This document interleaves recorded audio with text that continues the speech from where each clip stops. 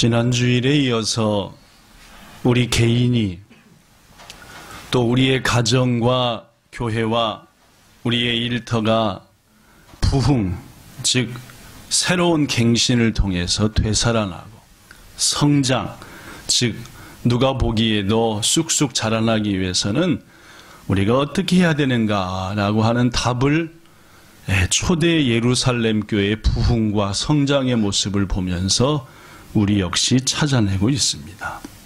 그래서 지난주 나눴던 두 가지 말씀은 첫째, 우리가 부흥, 즉 내적인 갱신, 성장, 외적인 성장을 이루기 위해서는 첫 번째로 마음을 같이하여 모이는 것이 중요하다 했습니다. 마음이 하나로 되는 것이 중요하다.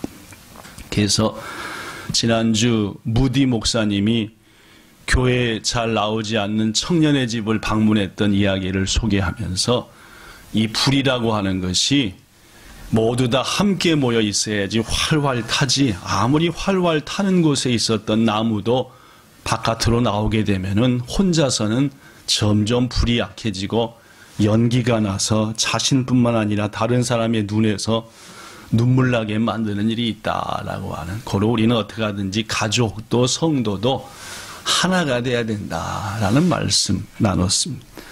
그 다음에 두 번째로 신앙생활이라고 하는 것은 제가 가장 강조하는 거죠. 내 마음대로 내 알아서 하나님 믿으면 됩니다.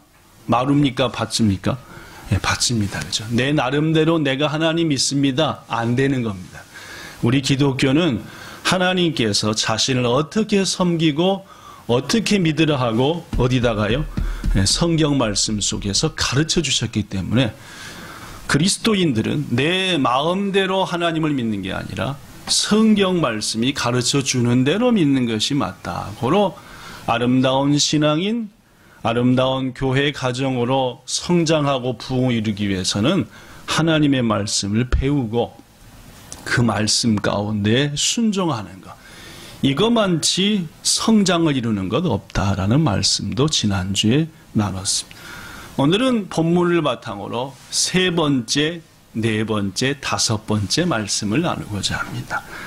본문 42절에 이런 말씀이 있습니다. 제가 읽어볼게요. 여러분은 성경을 보시면 되겠습니다. 42절. 그들이, 즉 초대 예루살렘 교회의 성도들이 사도의 가르침을 받았고, 이것은 성경을 배웠다는 말입니다. 두 번째, 서로 뭐 했다고 나옵니까? 서로 교제하며 라고 나옵니다. 교제라는 게 뭐냐? 이 교제라는 말을 하나님께서 우리에게 처음 주실 때 쓴 단어는 헬라어로 코이노니아, 시작, 코이노니아라는 말입니다.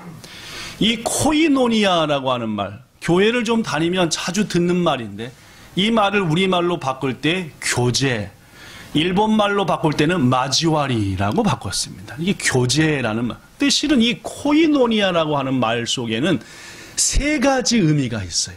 하나가 아닙니다. 그래서 여러분이 혹시 인터넷이나 뭘로 코이노니아를 찾아보면은 코이노니아를 일본어나 한국말로 번역하는 게 마땅치 않다라는 말들이 많이 나오는 게 코이노니아라는 말 속에 여러 가지 의미가 포함되어 있으니까 말입니다. 이 코이노니아, 즉 우리말로 교제, 마지왈이라고 번역된 이 단어는 세 가지 뜻이 가장 중요해요. 첫 번째는 뭐냐? 여기 있는 써진 대로 사귐입니다. 사귐. 내가 누구랑 같이 찌끄야야 한다. 사귄다라는 말이에요. 남녀 간의 사귐도 사귐이라고 하지만은 친구, 우정을 나눈 사귐도 사귐이라고 하고, 내가 어느 회사와 좋은 관계를 맺는 것도 찌끼아이라고 합니다. 그죠? 우리가 찌끼아이라고 할 때 단순히 단조가 서로 사랑할 때 찌끼아이만 찌끼아이가 아니라 가족으로 혹은 한 직장으로, 동료로, 친구로도 전부 다 찌끼아이라고 하잖아요. 그죠? 즉, 코이노니아의 첫 번째는 사귐입니다. 이 사귐이 깊어질 때 비로소 뭐가 이루어지냐? 마지와리, 즉 교제가 이루어지는. 맨 처음에 서먹서먹한데 사귀다 보니까 상대에 대해서 이해하게 되고 알게 되고 하니까 드디어 교제가 이루어집니다. 상대가. 이 교제가 깊어지면 세 번째 뭘 이루느냐? 온전하게 나눔이 가능해. 내 것을 그에게 주고 그 것을 내게 받고 하는. 이 세 가지를 합쳐서 코이노니아라고 말합니다. 즉 코이노니아라고 하는 것은 단순히 교제 혹은 마지왈이라고만 번역되는 게 아니라 처음에는 서먹서먹하지만 뭐 하는 거예요? 알아가는 거예요. 그걸 뭐라고 한다고요? 사귐. 두 번째는 사귐을 통해 알아가니까 교제가 이루어져요. 그 교제를 통해서 비로소 내 것을 그에게 나눠줄 수 있고 채워줄 수 있고 나의 부족함을 그로부터 체험받고 하는 진정한 교제와 나눔이 이루어진다. 이게 바로 코이노니아입니다. 그렇습니다, 여러분. 초대 예루살렘 교회는 이러한 온전한 코이노니아, 즉 사귐과 교제와 나눔을 했다는 말입니다. 그런데 이 온전한 교제의 시작인 사귐에는 다시 두 가지가 있어요. 성도 간에 수평적인 사귐이 있는가 하면 누구와의 사귐도 있겠어요? 물론입니다. 하나님과의 사귐도 있겠죠. 그죠? 우리가 하나님 믿자마자 막 그분을 뜨겁게 사랑하고 막 모든 거 다 알고 그럽니까? 그렇지 않잖아요. 그죠? 하나님도 예수님도 조금씩 알아가면서 우리 주님이 이런 분이구나 하는 것처럼 말입니다. 즉 사귐이라고 하는 것도 치키아이라고 하는 것도 서로 인간 간의 사귐이 있는가 하면은 하나님과의 사귐도 있다라는 말이죠. 자, 그렇다면은 본문 사도행전 2장에 나타난 사귐은 어떤 사귐 같아요? 서로 교제하며라는 말을 봐서는 성도 간의 사귐, 성도 간의 교제가 분명합니다. 사도 요한도 말입니다. 사귐을 굉장히 강조해서 요한일서 1장 3절에 사귐에 대한 얘기를 했어요. 제가 읽어볼게요. 여러분은 스크린을 보시면 되겠습니다. 요한일서 1장 3절 우리가 보고 들은 바를 너희에게도 전함은, 여기서 우리라고 하는 것은 요한을 비롯한 사도들이, 예수님을 직접 만나고 배운 사도들이 너희에게 그 예수님에 대해서, 그분이 하신 일에 대해서 전하는 것은 너희로 우리와 뭐가 있게 하려 합니다? 사귐이 있게 하려 함이라 라고 했고, 일본어 성경에서는 이 사귐을 뭐라고 번역했냐면 역시 마지와리라고 번역을 했습니다. 그렇습니다. 사귐이 있어야만이 온전한 교제가 있고, 교제가 있어야만이 비로소 나누고 받고 하는 더불어 성장이 있다라는 것이죠. 요한일서 1장 3절도 하나님과의 사귐보다는 서로 간의 사귐에 대해서 얘기했습니다. 그렇습니다, 여러분. 교회가 말입니다. 새로운 생명이 막 살아나고 살아난 생명들이 쑥쑥 자라나기 위해서는 지난주도 얘기했다시피 혼자는 불가능한 겁니다. 에베소서 말씀을 보더라도 상대가 받은 영양분을,栄養분을 내가 받고 내가 받은 영양분을 그에게 나눠주고 하면서 더불어 성장한다. 함께 지어져 간다. 함께 성장한다. 라고 유명한 교회론인 에베소에서도 그런 말씀을 통해서 우리가 내적 갱신과 외적 성장을 이루기 위해서는 무엇보다도 성도 안에 풍성한 뭐가 있어야 된다고요? 사귐이 있어야만이 받은 은혜들을 서로 나누어 가지면서 더불어 성장한다라는 말. 그런데 우리의 현실은 어떠냐? 제가 교회 다니다가요, 목사님, 사람들한테 너무 치여갔고요. 너무 시험 들어갔고요. 저는 그냥 목사님하고 그 뒤에 계신 하나님만 보고 본향교회 다닐 거니까요. 너무 성도들하고 교제하는 등 사귐하는 등 그런 건 좀 안 시켜줬으면 좋겠어요. 라고 말하는 분들이 오늘날 교회에 무지하게 많습니다. 그렇죠? 그러다 보니까 말입니다. 본향교회에서 함께 신앙생활한 지 벌써 많은 날이 지났는데도 남들이 내 이름도 모르고 나도 다른 동역자, 다른 지체들의 이름조차도 관심이 없고 그저 난 예배만 드리고 하나님만 쳐다보고 댕깁니다 라고 말하는데, 이것은 성경 말씀, 사귐과 교제, 비로소 성장한다는 말씀과 비춰볼 때 도저히 있어서도 안 되는 일이고 그렇게 생각해도 안 되는 일이다라는 말. 하나님의 교회가 가족 간에, 직장에서 사귐과 교제를 통해서 서로 힘을 줄 때에 그 가정은 화목한 가정이 되는데, 남편은 집에 와도 난 돈만 벌어다 주면 되는 거 아니야 하고 입 딱 다물고 있고, 자식은 자식대로 집에 들어가면 문 딱 닫고 집에 방에 들어가서 공부를 하는지 게임을 하는지 알 수가 없고, 아내는 아내대로 밥 딱 차려놓고 내 할 일 끝났으니까 난 가서 마사지를 하는 등 뭐 연속극을 보는 등 서로 관심 없다고 한다면은 그 가정이 아름다운 가정, 성장하는 가정이 되겠느냐 말입니다. 아니 되는 거지요. 진정한 성장과 진정한 부흥은 뭘 통해서 이루어지느냐? 그 속에 속한 지체들이 서로 사귀어가며, 여기서 사귐은 남녀 간의 사귐이 아닌 건 여러분이 아는 바입니다. 그죠? 서로 사귀어가며 서로 교제하며 부족한 것을 서로 채워주며 기도하며 중보하는 가운데 더불어 성장하는 것. 이것이 바로 하나님께서 하나님의 교회와 성도들의 가정과 우리들이 일하는 곳에 원하시는 코이노니아, 즉 교제다라는 말이에요. 어떤 사람은 이렇게 말하지요. 목사님, 나는 내 성격이 상당히 내성적이거들랑요. 그래서 내가 몰랐던 사람과 사귀는데 너무 오래 걸려요. 저는 성격이 그러니까 좀 이해해 주셔야 돼요. 핑계일 뿐입니다. 어찌하든지 그리스도 사랑 안에서 본향의 지체들과 여러분이 속한 각각의 처소에서 하나님이 만나게 하신 사람들과 좋은 사귐을 풍성히 해 가시기를 예수님 이름으로 축복합니다. 사귀어 나가시고, 상대를 알면 알수록 말입니다, 대개의 경우 이해가 돼요. 모를 경우에는 저 집사님 왜 저래? 이러지만 알아갈수록 저런 사연이 있고 저런 아픔이 있구나라고 말해요. 몇 해 전 일본의 한 텔레비전 방송국에서 아메리카의 캘리포니아주를 포함해서 3개의 주에 넓게 펼쳐진 한 국립공원을 소개했습니다.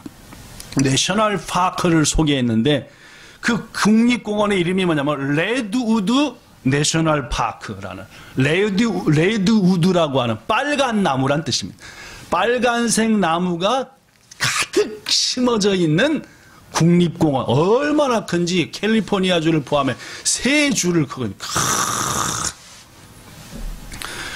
이 공원이 레드우드 국립공원이 된 이유는 금방도 얘기했다시피 세계에서 가장 키가 크고 가장 넓은 그런 나무들이 질비하게 있어서 그 공원이 레드우드 국립공원이 되었다고 합니다.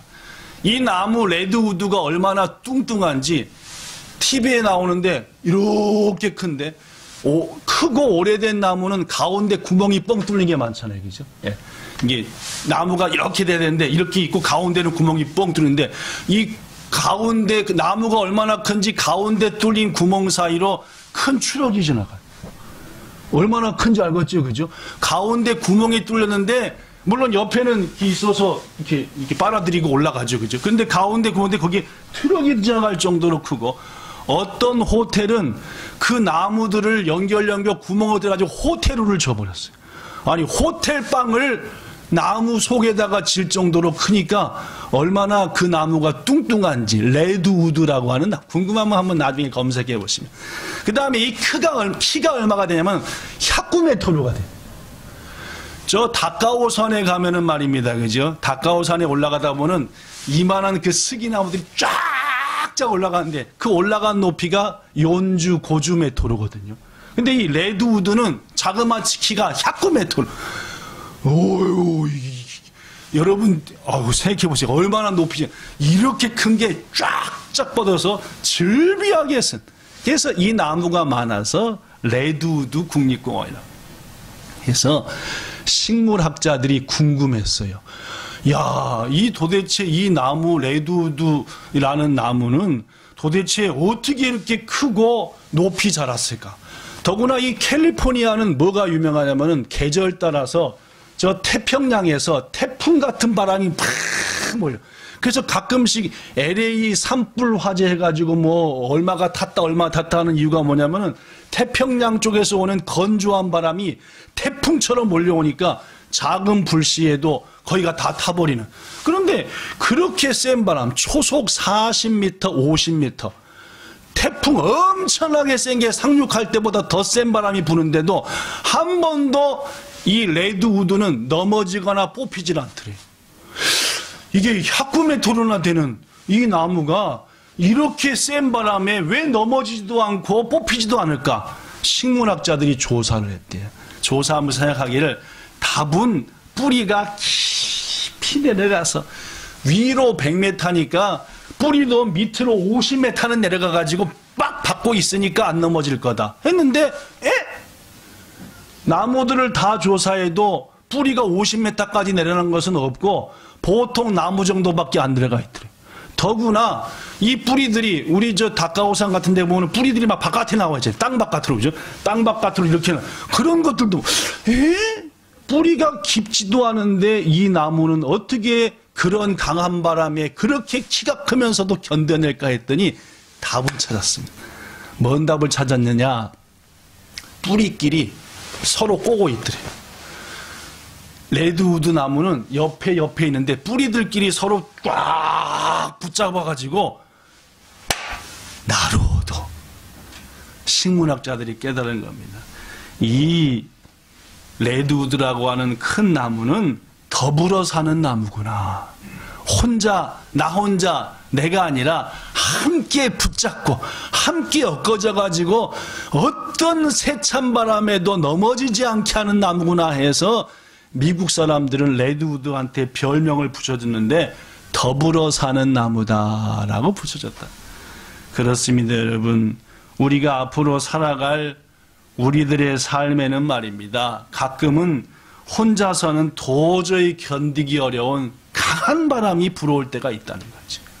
그때에 우리들도 그 강한 바람으로부터 믿음을 빼앗기지 않기 위해서 우리의 꿈을 빼앗아가려고 하는 무서운 바람이 불 때 그 꿈을 빼앗기지 않기 위해서 또한 너무너무 작지만 우리 속에 있는 아름다운 사랑의 마음을 그 바람들로부터 빼앗기지 않기 위해서는 서로 꽉 붙잡아줘야 돼.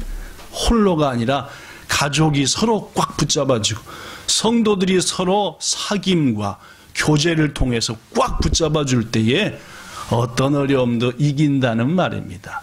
사랑하는 성도 여러분, 우리도 우리의 가족도 우리 교회도 레드우드 나무처럼 서로 꽉 마음을 붙잡아주는 그런 아름다운 사귐이 있는 교회, 교제가 있는 교회가 되어서 쑥쑥 자라나는 은혜가 있기를 예수님 이름으로 축복합니다. 네 번째로 초대 예루살렘 교회는 어떤 교회였기에 부흥되며 성장하는 교회였느냐.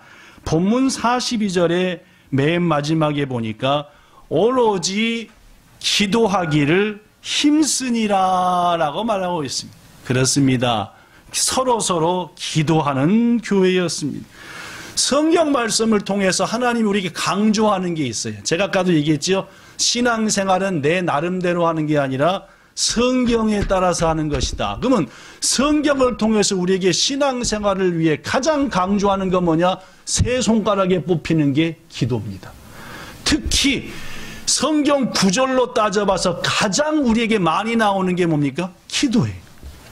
기도하라 수없이 하나님께서는 말씀했습니다. 그 대표적인 예만 찾아봐도 여러분이 잘 아는 마태복음 7장 7절에 구하라 그러면 너희에게 주실 것이다. 예수님이 한 말이에요. 마태복음 7장 11절 너희가 악한 자라도 자식한테 좋은 것을 줄 줄 알거든 하물며 하늘에 계신 너희 아버지께서 너희가 기도하며 구할 때 안 주겠냐. 역시 예수님이 직접 한 말씀입니다. 마가복음 14장 38절에도 예수님이 말씀하지요. 시험에 들지 않게 깨어서 기도하라. 누가복음 22장 46절에도 어찌하여 자느냐. 일어나서 기도해라. 골로새서 4장 2절을 통해서도 기도를 계속하고 기도하며 감사하는 가운데 끼어 있어라. 우리가 너무너무 잘 아는 데살로니가 5장 17절 말씀에도 쉬지 말고 기도하라는 등 기도에 대한 성경 말씀은 찾아보면은 뭐 쉼없이 쏟아져 나옵니다. 하나님이 신앙생활에서 강조하는 세 손가락이 하는 게 드는 게 기도이고, 성경 구절수로만 본다면은 가장 많이 말씀하는 게 기도다는 말이에요. 그렇습니다, 여러분. 가정이, 교회가, 우리의 일터가 부흥되고 성장하기 위해서 무엇보다 중요한 것은 기도하는 겁니다. 가정을 위해서 기도하고, 가족을 위해서 기도하고, 교회를 위해서 기도하고. 우리 몸에 피가 흐르는 혈관이 있죠. 객관 말이에요. 혈관. 혈관의 길이를 다 뽑아가지고 쭉 늘리면은 어느 정도 길이가 되는지 혹시 아십니까? 학교에서 배웠었을 것 같기도 한데, 상식으로, 그죠? 우리 몸에 있는 혈관의 총 길이 자그마치 12만 킬로미터래요. 얼마 킬로요? 예, 전혀 안 놀라시는구나, 그죠? 12만 킬로면은 그걸 일렬로 내려놓으면 지구를 몇 바퀴 돌게 해요? 지구가 한 바퀴가 4만 킬로입니다. 지구 한 바퀴가 4만 킬로니까 우리 몸에 있는 혈관을 다 빼가지고 쭉 내려놓으면은 지구를 3바퀴 돌 정도로 12만 킬로랍니다. 그런데 이 12만 킬로 있는 곳마다 피를 쫙쫙쫙쫙 보내주는데 어느 정도 거리인지 아십니까? 우리 몸에 온 혈관에 피가 한 바퀴 빵 돌아서 다시 심장까지 오는데 걸리는 시간 몇 초게요? 46초래요. 빨라요? 늦어요? 그렇죠. 이게 펼쳐놓으면 12만 킬로가 되는데 이게 피가 곳곳에 딱 갔다가 심장까지 오는데 1분도 안 걸린대요. 왜 일이 가능하느냐? 한 길로만 가는 게 아니라 여러 길로 가니까, 한 길로만 가는 게 아니라 여러 길로 가니까 12만 킬로나 되는 혈관을 46초 만에 빡! 그래서 우리 몸에 하루에 1000번 정도 피를 보낸대요. 1000번 정도 피가 돌고, 혈관을 통해서 피를 돌리기 위해서 하는 심장, 그렇죠? 이 피를 돌리는 게 심장이 2개가 있대잖아요, 그죠? 하나는 어디에 있고, 여기에 심장이, 또 하나는 어디에 있대요? 여기 있대잖아요, 그죠? 예. 이게 다이지노 심장이고, 이게 다이니노 심장이래, 그죠? 예. 그러니까 우리가 요거 뭐지? 요렇게 하는 걸 많이 해야 됩니다, 그죠? 왜냐면 여기서 뽕 할 때 피가 뽕 위로 심장으로 올라온대, 그죠? 그러니까 이게 혈관이 좀 약하고 한 사람들은 이게 많이.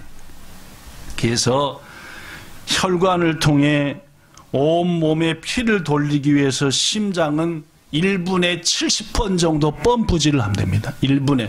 그래서 1시간에 4200번 펌프질을 하고, 심장이 하루에 10만 번을 펌프질하고 1년에 3650만 번을 펌프질한대. 이 심장이 1년에 3650만 번을 퍽퍽 하면서 온몸으로 피를. 이 피는 영양분을 담아서 온몸에 보내고, 온몸에 흩어져 있는 몸의 나쁜 찌꺼기, 더러운 것들을 데리고 와서 몸 바깥으로 보내고, 이게 심장과 피가 하는 일입니다. 그렇습니다. 기도라고 하는 것은 뭐냐? 우리 몸의 심장과도 같고 우리 몸의 혈관과도 같다는 거예요. 피가 말입니다. 도는 것을 3분만 멈춰도 우리 뇌는 다 죽습니다. 죽어가지고 사람이 누군지 내가 누군지도 분별을 못하게 된 뇌사 상태에 가는 거예요. 잠시라도 피가 도는 것을 멈추면은 우리 몸은 그 멈춘 자리가 죽는 거다, 그 말입니다. 마찬가지다. 우리에게 있어서 기도라고 하는 것은 심장과도 같고, 기도라고 하는 것은 혈관과 피와도 같아서 멈출수록 내가 죽고, 내가 속한 것이 죽고, 내가 머문 곳이 죽어가는 것이니까 부디 성도 여러분, 부흥과 성장을 위해서 기도하는 우리가 되기를 축복합니다. 여러분이 잘 아는 미국의 대통령인 에브리엄 링컨 대통령은 이런 말을 했어요. 여기 써졌습니다. 다른 사람들은 저더러 저 대통령은 기도하느라고 공연히 시간만 낭비해. 라고 말합니다. 아니, 기도할 시간이 있으면 좀 더 이것저것 연구를 해서 우리나라를 바른 곳으로 인도해야 되는 거 아니야? 라고 사람들은 나한테 말합니다. 그러나 저는 이렇게 믿습니다. 제가 전능하신 하나님의 능력을 힘입지 않고는 제게 맡겨진 이 중대한 직분을 감당할 수 없다는 것을 말입니다. 고로 저는 지금도 늘 기도에 힘쓰고 있습니다. 라고. 미국 역사상 가장 위대한 대통령으로 알려진 링컨 대통령은 이렇듯 자신이 머무는 백악관을 기도실로 만들어 자신의 대통령의 직분을 기도함으로 감당했던 대통령이었다는 것은 우리가 아는 바입니다. 사랑하는 여러분, 올 한 해도 우리 가정과 교회의 성장과 부흥을 위해서 예루살렘 교회처럼 쉬지 않고 기도하는 우리가 되기를 축복합니다. 마지막 5번째로 어떤 교회와 어떤 가정과 일터가 아름다운 성장을 이루느냐. 본문 47절에 이런 말씀이 있습니다. 47절. 하나님을 찬미하며 또 온 백성에게 뭐를 받으니? 칭송을 받으니라고 말합니다. 칭송이 뭡니까? 칭찬. 엘라이자라고 하면서 칭찬을 받는다는 말입니다. 그렇습니다. 초대교회 성도들은 세상 예수님을 모르는 사람들로부터 우와, 저 기독교인들은 엘라이야, 스고이야, 진짜 마지막에 하면서 칭찬받는 사람들이었다는 말이죠. 오늘날 한국교회가 세상 믿지 않는 사람들로부터 손가락질 받는 것과는 천양지차입니다. 완전 차이가 나죠. 주후 110년경 아시아의 비티니아라고 하는 곳에 총독, 빌라도 총독처럼 총독으로 근무했던 플리니우스라는 사람이 있습니다. 이 플리니우스라는 사람은 에베소 지역에서 가까운, 에베소 교회에서 가까운 지역에서 총독 일을 했는데, 황제, 그때 당시 황제가 트라야누스라는 황제인데, 이 로마 황제가 기독교는 우리 로마 제국을 무너뜨리는 무서운 적이니까 기독교인들은 무조건 잡아다가 죽여라 라는 명령을 내렸어요. 누구한테요? 금방 얘기했던 플리니우스라고 하는 총독한테. 근데 이 플리니우스라는 총독이 기독교인들을 잡아서 죽이다 보니까 이게 아무리 생각해도 좀 이상한 거예요. 그래서 황제 자신한테 기독교인들은 다 죽이라 한 트라야누스 황제한테 대감의를 씁니다. 대감의를 써요. 어떤 대감이냐? 내가 볼 때 기독교인들, 예수님을 믿는 자들은 요런 자들입니다. 황제여 좀 참고해 주세요 하고 보고서를 쓰죠. 뭐라고 보고를 썼느냐? 이렇게 썼습니다. 여기 써진 것처럼. 기독교인들은 어떤 정해진 날에는 해가 뜨기 전부터 예배를 드립니다. 어떤 날인 것 같아요? 주일날입니다. 그죠? 주일날에는 저들이 예수님이 부활했다고 하는 주일날에는 해가 뜨기 전부터 모여가지고 예배를 드립니다. 또 그리스도라고 하는 하나님에게 찬송도 합니다. 즉 저들은 그리스도가 하나님이라고 합니다. 그리고 또 뭐라고 하냐면은 그들은 범죄하지 않고 훔치고 빼앗고 간음하고 신뢰를 깨는 행위를 금하기로 맹세합니다. 즉 그리스도인이 되면은 절대 도둑질도 안 하고요. 저는 절대 간음하거나 남의 것 빼앗지도 않고요.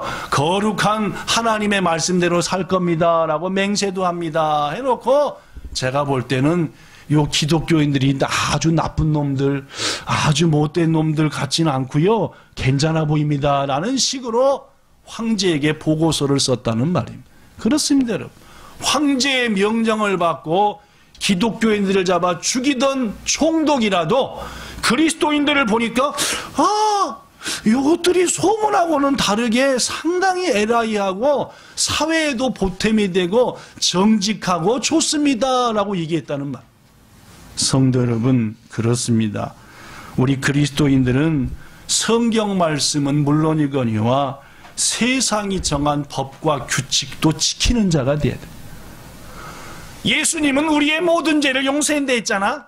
내가 좀 나쁜 짓 해도 주님이 용서해 주시는데 이런 말도 안 되는 거 하지 말고 주님의 말씀도 지키고 세상에 나가서 세상이 정한 법과 규칙도 열심히 지키고 선행을 행해서 우리가 잘 아는 것처럼 예수님의 말씀처럼 우리의 착한 행실을 보고 많은 사람들이 하나님을 영화롭게 하는, 하나님께 영광 돌리는 그런 일들이 우리에게 있을 때에 비로소 그 교회, 그 가정은 아름답게 성장한다는 말씀을 마칩니다.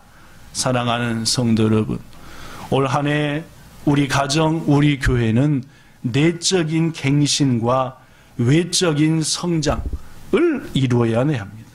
그러기 위해서 저는 지난주와 이번 주에 걸쳐서 예루살렘 교회, 부흥하고 성장했던 교회를 소개하면서 5가지 얘기했습니다. 첫째, 마음을 같이 해서 모이기를 힘써야 한다. 아무리 잘 타던 불도 빼면은 꺼진다. 둘째, 내 나름대로가 아니라 성경 말씀을 배워 말씀이 가르쳐주는 신앙을 해야 된다. 오늘 세 번째, 교제를 이루어야 된다. 교제가 되기 위해서 먼저 뭐부터 있어야 된다? 사귀어야 된다. 그렇습니다. 성도 간에 사귐이 있고 이름도 알고 사정도 알고 그래야만이 비로소 채워주고 나눔받고.